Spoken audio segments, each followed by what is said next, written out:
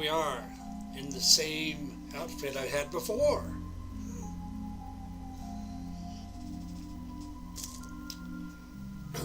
Shut the door here. I don't know if I'm going to put the comic books back or not. This is the fourth time I've had to do this.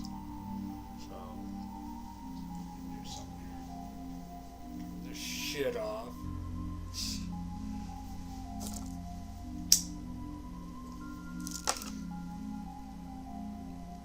Without further ado, while I'm smoking, my hands are dirty,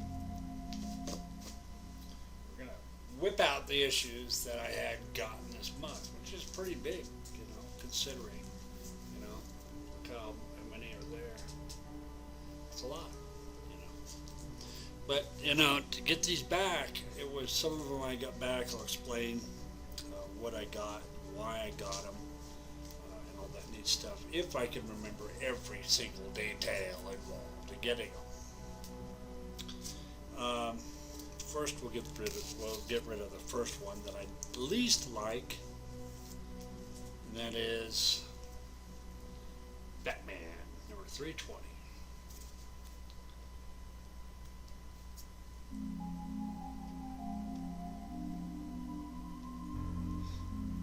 Now, the thing is, I'm deleting a prior video that I did of this because it didn't look too right. Batman 320. Had this in my collection. Had that in my collection. I haven't really read it, but when I read comic books, especially if they're older, I have to take good care of them, and this is one of those times. This isn't really valued a lot, but this is Superman 190. Good story.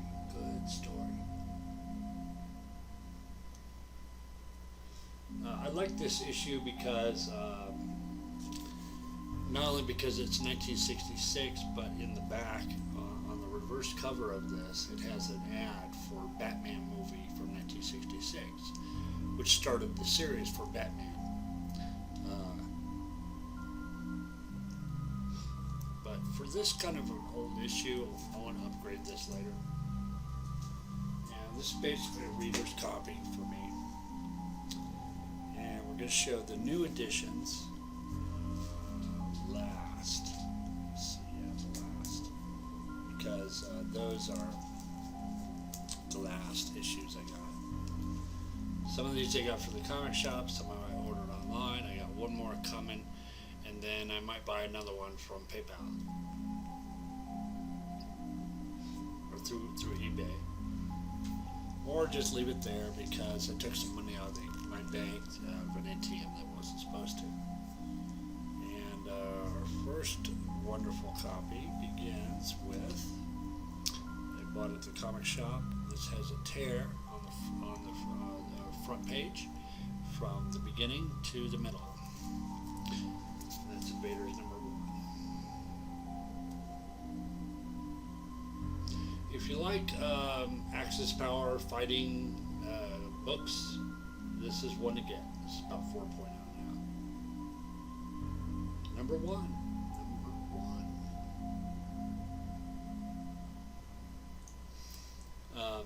Smoked my cigarette at the same time. This was not in my collection, but it's a good copy.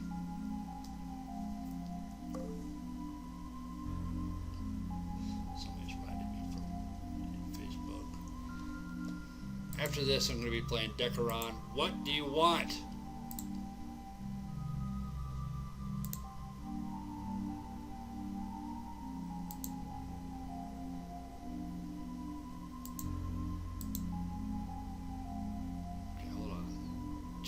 Hang on, I'm doing a video.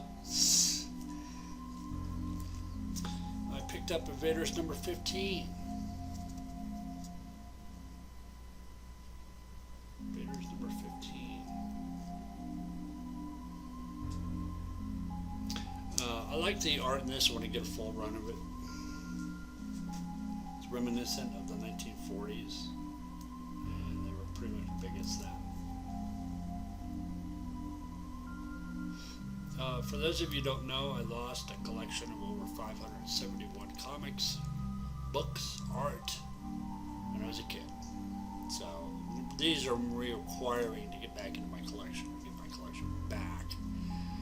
So it doesn't really matter that they were gone. It's just that when I bought them, they were pretty, red and torn up and shit. But I've been collecting 30 years plus doing this stuff. So this was in my collection. Here's another issue that I got back. Turtles number 10, drawn by Jack Kirby, inked by unknown. I'm trying to get all the issues of the Eternals back up to 15. Or 16. 15 or 16. You don't like my smoking? Oh well. Try to make this as short as possible. Finally, the editions that I got through the mail. I'll show those. Show this. Actually, we're going to show this one first. This is a highly sought after issue. I got it for $12.99 at the comic book shop. And the fight between the man who killed Peter Parker's Uncle Ben and Spider Guy. Number 200. Double-sized issue. Collectible edition. It says about 7.0 to 7.5 or 6.5. CGC, this goes up to upwards for $750 to $800. Just got these online, and I got this from a seller online. We're not going to mention. This is a highly sought after issue 2. It's Amazing Spider-Man number 175. On the inside cover, the seller didn't mention that there was a sticker from Charlie's Angels from 1977. That's on the inside of this. I was afraid to take the sticker out. I actually did. It was actually removable because the adhesive is so old. This is 38 years old, by the way. The adhesive is so old, but the adhesive is still sticky a little bit. So what happened was that I had to get I filed for an A to Z claim on the seller. Okay, I got a refund from a gift shop, and I'm getting another comic book coming from Futurama. The sticker is still in there because I put it back due to the fact that if I put it back in the book bag without the sticker until I can get it chemically altered to get it off there, or that adhesive, it will ruin the first page or take it and tear the ink off or whatever, and it's newspaper ink. So good copy, gotta get it upgraded. Just got this yesterday, picked it up this morning. Spider-Man 166, good copy, 7.0, 7.5. Sturgeon Death, it's a guy here, and the Lizard, Dr. Connors. And Spider-Man's always fighting that guy. He dies in that. These two issues are from Bongo Comics. And I'll show this one first, but this is 1993. And I'm not too fond of these newer comics because when you open them, they got a different feel, to the paper. And you open it too much, it cracks the spine. And these comic book makers, they don't get that. I don't know what it is, but it's a good copy of Itchy and Scratchy number 1. There's only 2 of these, I believe, and short run. 9.2. I'd say 9.2 because there's some, you can't see it, but there's some cracking beginning on the spine. It looks like it's been pressed, but the more you open it, the more spine cracks, and that's why I don't like these newer comics, because of that fact alone. If it's rounded, it's a little bit better, but it seems like it was pressed. Interesting issue, by the way. And Radioactive Man, Volume 2, Number 4, dated 1953, but it actually came out in 2001. And this was a cool issue. I kind of enjoyed Radioactive Man because there's, semi-humor in it. Semi-humor with heroic antics in it. It's Bart Simpson's favorite comic book. If you understand the series with Radioactive Man or how he came about and all that stuff, you go on to the Simpsons comic or the Simpsons TV show, and the comic book guy is showing an issue of Interesting Stories, number 27. He's got a little thing that's holding it just like that. You can find the images on Google or whatever. But Radioactive Man really started with Journey into Mystery, number 93, I think. I'm not sure. That's where Radioactive Man came about. But Radioactive Man, this is a parody on Radioactive Man, and Radioactive Man has been going strong ever since that. I have the first issue of Radioactive Man, which cost me around $60 to get, and it's glow in the dark, and I want to pull it in and out of the comic book bag because it'll eventually ruin the luminescence that's attached to it. Not that it won't do so eventually, but Radioactive Man actually had his first issue and then went on to 88, which is number 2. So, strange way they're putting these out, so, but you can tell it's kind of like 1950s style. And the spider here, they're making a parody on Spider-Man, which is, I think it might be copyright infringement, it seems like to me, because they're using the title of Spider-Man on there from Marvel Comics, but they're altering it, and it's what the story's about Parker Peterman. Parker Peterman. They're using a whole bunch of shit in here. It's funny, but it's a pretty cool story. The way they would put this together. I like the cover. I like the cover because it's reminiscent of the 1950s. On this side here, you can see the square, and on this side you can see the features that are inside the comic book with 2 other stories. So it's pretty cool, some of these Radioactive Mans. I try to take care of stuff, so I do my best to take care of my comic books, read them carefully so they last a long time, and some issues need to be upgraded. I have to get extra copies to put away for later, because some of these are just readers' copies. And as a professional comic book collector, and doing this for 30 years plus, you can tell, what's what the creases are and stuff like that. I don't even need a book really to investigate, the comic books that I really enjoy. Let me see. But the 2 new Spider-Man editions, I didn't get Hulk, by the way. Usually I just get Hulk, Incredible Hulk, because Incredible Hulk, I want to get a fairly good run on that. Where to go? Come here. Splattered all the way down there. And I'm trying to get these in order here. Hold on. Darn damn it. Okay, here it is. And so these 2 Spider-Man issues that I got, I was happy with 166 and 175, but the seller for this one needs to wake up. Okay, he didn't check it. He didn't check this issue in particular. He didn't check it at all. It's highly sought after issue. Excuse me.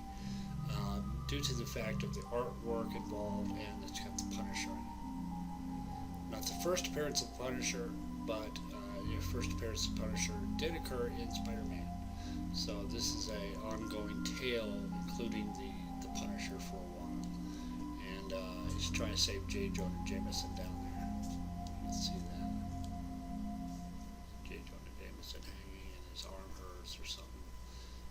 it's a pretty good story, you know. And I had this in my collection when I was younger. Bought it for 35 cents. So you know, there's some sentimental value to these as well. You know, for a comic collector, um, somebody who's mishandling it, including a person who's at a comic book shop, you know, handling it and doing this kind of shit to it. Hey, man, okay, take care of the damn thing, or it's going to have to be restored. You know, that's what irritates a lot of comic book collectors. Not to be geeky or nerdy or anything like that. I despise that term associated with comic book collecting. It's collecting to me. They're antiquatal. I like the art. I like the stories. You know, I take care of it. If I read it, I put it on a table and I carefully read it so that I don't damage the comic book or further cause damage to it. Like Superman there, the Superman 190. This one's pretty old. This one is 1966, which makes it 48 years old. This is a Silver Age copy. Okay, and you got to have a lot of money if you're going to buy a lot of Superman, because Superman is a long run.